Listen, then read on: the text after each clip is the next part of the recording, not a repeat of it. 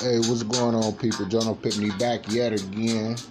Just got finished looking at the NFL schedule, and it looks very nice the first week of the season. And yeah, once again, I just gotta reiterate on the previous segment. I said that the Chiefs beat the Texans 31-20. It was 34-20. So let me get that out the way now, before someone just come in my head going like, man, you don't know what you're talking about, this and that. Just messed up, that's all. But right after that, Sunday, you have the Bills and Jets at 12 o'clock. Then Packers, Vikings. That's going to be an excellent game to me personally. I think that's going to be it's always good between the Vikings and Packers. It's decent between the Packers and the rest of the division, but usually the Packers and Vikings always have exciting games, no matter how. It don't even matter if it's a blowout. Those teams always seem to have a good game in between that. Then you have Washington and the Eagles, another divisional game. Me personally feel like the Eagles might mess around and pull that out against Washington. Washington really hasn't been that good since Kirk Cousins and RG3. So we just gonna see how that's gonna go. Yeah, moving on. Then you have the Browns and the Ravens. Basically the Browns versus the new Browns is basically what the Ravens really is. What the Browns would have been if they would have just allowed that man to build his stadium, and they would have had 2 Super Bowl rings. Instead, yeah, you keep your history, but your team been bad for the past 21 years, going on 22 now. So I'm picking the Ravens to basically win that game. I wouldn't even say in a blowout. It might turn around and just be a shootout, because I feel like Baker Mayfield is going to make a lot of plays. He's not going to throw too many picks. But if he does, especially with Lamar Jackson being the quarterback of the Raiders, I said Raiders, oh my God, someone going to kill me for that, of the Ravens, that's going to basically turn out and be an excellent game as well. Colts and Jaguars. That's going to be very interesting, because now the Colts, yet again, for the second season now, don't have Andrew Luck. They have Jacoby, whatever the hell his name is, Dorsett. Yeah, Jacoby Dorsett. I couldn't remember that man's name worth shit. But yeah, basically we're having him and his inconsistencies up and down. The Jaguars could probably mess around and shock the Colts in this game. So I'm picking the Jaguars in that game. Then you have the Raiders and Panthers. That's another in-between game for me, because, of course, the Raiders did shock everybody last year and won way more games than everyone even anticipated that they would do. And, of course, they beat the Chicago Bears last year in London. And the Panthers, I really want to see how they're going to do now with the quarterback having a full offseason to do some workouts. I'm pretty sure they did workouts in between that, even in between COVID. So I'm pretty sure their quarterback is probably going to play a lot better this year than he did last year. So just tune in to that game. I really want to see how that turns out. And then you have my Bears playing the Detroit Lions with all the different acquisitions for both teams. At first, I initially picked the Bears to win, maybe 24-14. But along with Adrian Peterson, now that's more of a toss-up. Now it can go either way. It can easily be Lions beating the Bears 2017 or the Bears winning 2017. So that's more of a toss-up game. We really going to see how that's going to turn out. And then after that, once again, at 12 o'clock, you have the Seahawks and the Falcons playing. The Falcons was very disappointing last year. I think they finished somewhere between 6-10, 7-9 last year.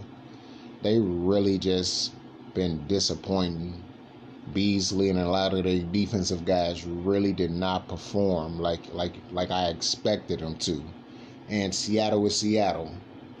They can be down, like they can literally be like 2-6, and then after that win their last 8 games and make it to the playoffs, and then just make magic happen.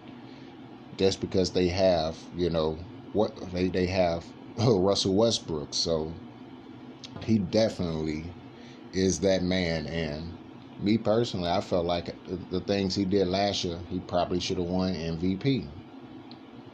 Yeah, they had other guys that won it, but that's how I feel about that personally. Then up next, you have the Dolphins versus the Patriots. Tom Brady not there no more. They have now Cam Newton, so the Dolphins might not have that same success that they had in the past because they wasn't really a Patriots killer. It was more of a Tom Brady killer. Yeah, Tom Brady has had overall great success against just about every team in the NFL. And I think Dolphins is one of the few teams that if he does have a winning record, it's not by much. And I wouldn't be surprised if he has a losing record or if they tied in between for his career, because they always just gave Tom Brady woes, but he's not there now. You have Cam Newton, so he probably going to run all over their ass, and they're going to try to take his legs from under him and try to do whatever they can to slow him down and basically subdue him and make him a pocket quarterback. But to me, I think Cam going to ball the fuck out, and ain't nobody going to be able to stop him, and the Patriots might mess around and win. Like I said, the same prediction with the Kansas City Chiefs, 11 to 13 games, possibly sneaking in the 14th game. Some people probably just don't think they're going to be able to do it. I believe they do, personally. And then right after you have the Chargers versus the Bengals. Phillip Rivers not there no more, so the Chargers might mess around and win more games without Phillip Rivers. A lot of people feel like Phillip Rivers was not that good anymore. I always thought he was great. Matter of fact, I just thought about it. They don't have, with the Colts, they now have Phillip Rivers. I can't believe I had forgot that.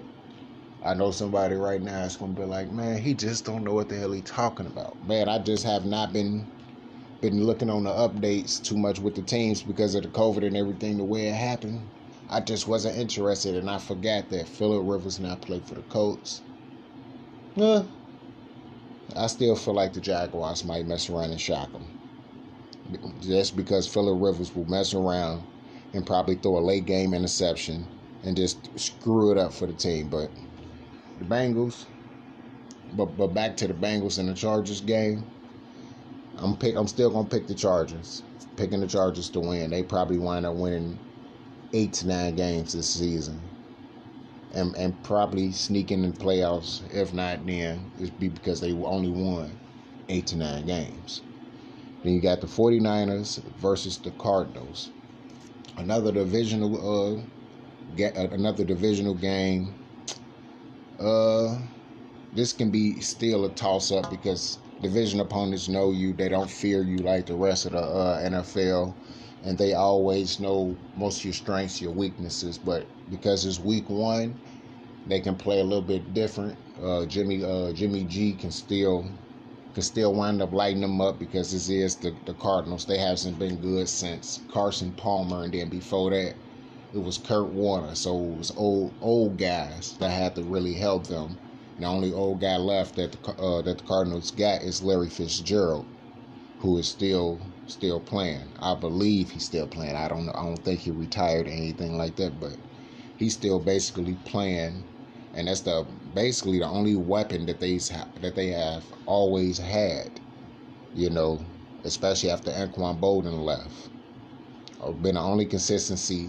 Still the adequate player. So I think that can still be a toss-up. But at the same time, I'm picking the 49ers to win that game. Then you have the Buccaneers and the Saints. Tom Brady versus Drew Brees. I know everybody is wondering how the Bucs gonna be now with Tom Brady. He in a whole new system, so it's a lot of the naysayers and doubters of Tom Brady can really see if it was basically like it was just, it wasn't the Patriots system, or was it just mainly Tom Brady? I know early on during the first 3 Super Bowl era, he was more of a system quarterback. He worked with the system. He didn't really call too many audibles and stuff like that. Whatever play that was called, he did it, and he was basically like a system quarterback. But on the second half of his career, especially going to all those other Super Bowls and now ended up with 6 rings, it's more so now Tom Brady is just that good, and I believe that the Bucs have a chance to beat the Saints. The Saints defense is fast, but it's a lot of holes in there. They overall never really been a great team defensively since Drew Brees been there. They always had a decent pass rush. I'm going to say that when they had Will Smith and a whole bunch of other guys. God rest Will Smith, so I'm talking about the player, not the actor, people. But, yeah, they always had decent corners.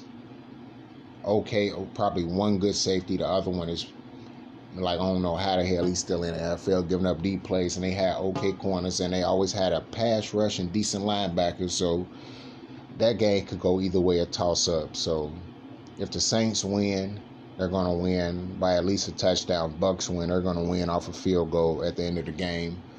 Or their defense stops Drew Brees somehow. Gotta get a pass rush to him. That's only how you're going to stop him, because if not, he's going to torch your team just all day long. Then up next, you have the Cowboys and the Rams.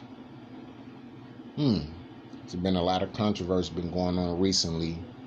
Just hearing about that, Skip Bayless saying his little comment and all that, with Dak Prescott, with the fact that Dak really hasn't been working out anything like that due to the death of his brother. And Skip Bayless just not giving 2 shits, just saying he just keeping it on the business. Well, even though he's more so just saying more of a business aspect, you have to be humane in those moments. Somebody's brother just died. Yeah, you grew up in a household with 2 alcoholics and went through all type of crazy shit.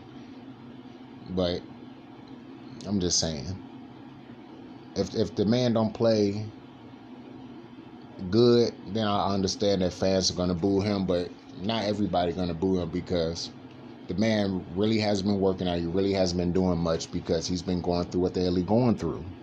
I lose my brother, I'm going to feel some type of way. And it's not going to motivate me to train. That's going to be too hurt to do any of that mess. So I understand what's going on with Dak Prescott. May prayers go out to what happened with him and his family.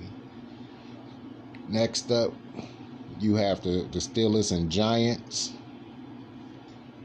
Steelers going to pull that game out, I believe. Eli Manning not there no more. Got a new quarterback, more mobile quarterback. He can play.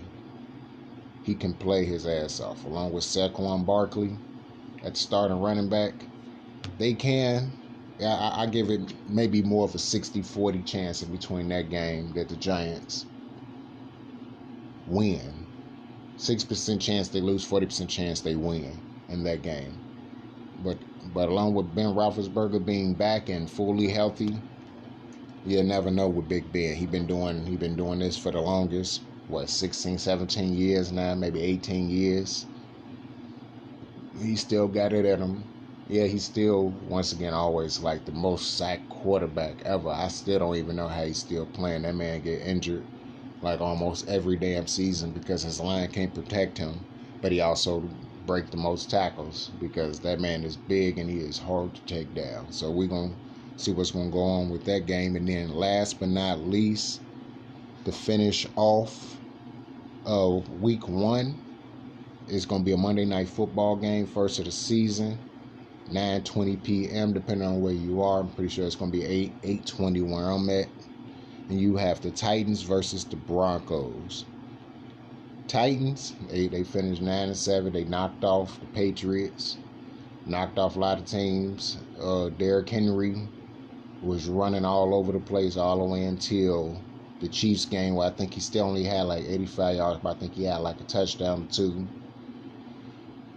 And they going against once again, the Broncos, who was disappointing, very disappointing last year. Quarterback play was up and down, but they found their quarterback.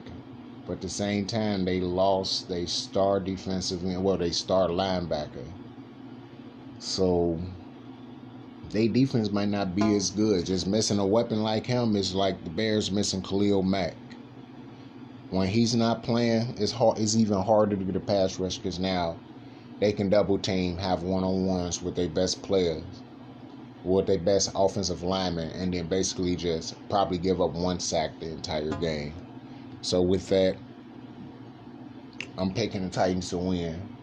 I believe Derrick Henry is going to run all over the field like he did basically last year, or he probably going to have a slow start like he did last year, and then out of nowhere run for like almost 1,000 yards in like 6 weeks.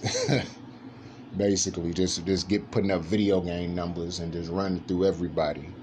But that was basically me talking about the NFL this week, and those were basically my picks that's going on. Matter of fact, I don't even think I even said the pick between the Cowboys and Rams. I'm picking the Cowboys to win that game.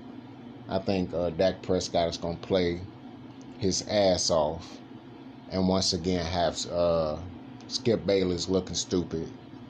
And then after that, he's going to be right back to praising Prescott. The man is up and down. So, yeah, I guess with that. But that's the end of my podcast today, people.